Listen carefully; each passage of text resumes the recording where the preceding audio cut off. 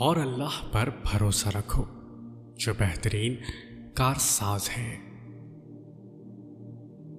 لوگ کہتے ہیں پیسہ رکھو برے وقت میں کام آئے گا، میں کہتا ہوں اللہ پر یقین رکھو برا وقت ہی نہیں آئے گا۔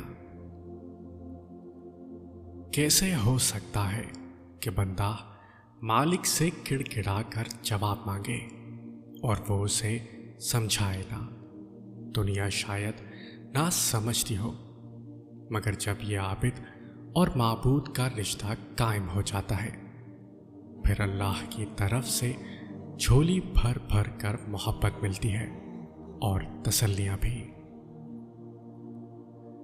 صبر کرو اور یقین رکھو، چونکہ مایوس دل کے لیے معجزے نہیں ہوتے۔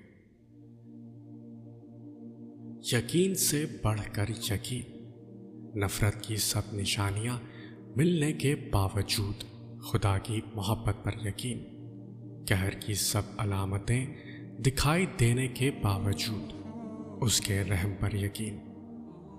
جو زمین سے نہیں ہوتا وہ آسمان سے ہوتا ہے، صرف اللہ کے حکم سے ہوتا ہے، اس گواہی پر یقین۔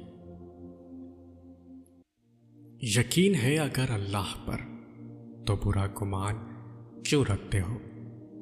تم دعا تو کرتے ہو لیکن صبر نہیں کرتے ہو۔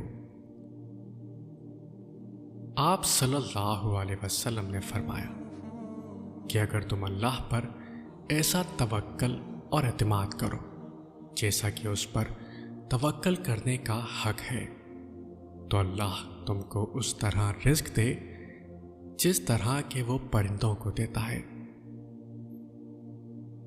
اور جو اللہ پر بھروسہ رکھے گا تو وہ اس کی کفایت کرے گا۔ اللہ اپنے کام کو پورا کر دیتا ہے، بے شک اللہ ہر شے پر قادر ہے۔ جب اللہ نے کچھ تمہارے دل میں ڈالا ہے تو یاد رکھو نصیب میں بھی وہی ڈالے گا۔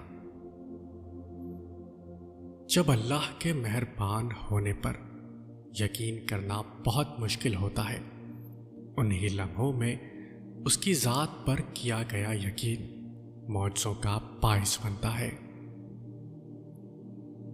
حضرت علی رضی اللہ عنہ فرماتے ہیں، اگر تمہیں یقین ہو جائے کہ صرف اللہ تمہارا رازق ہے تو تم رزق تلاش نہ کرو بلکہ اللہ کو تلاش کرو جس کے پاس تمہارا رزق ہے۔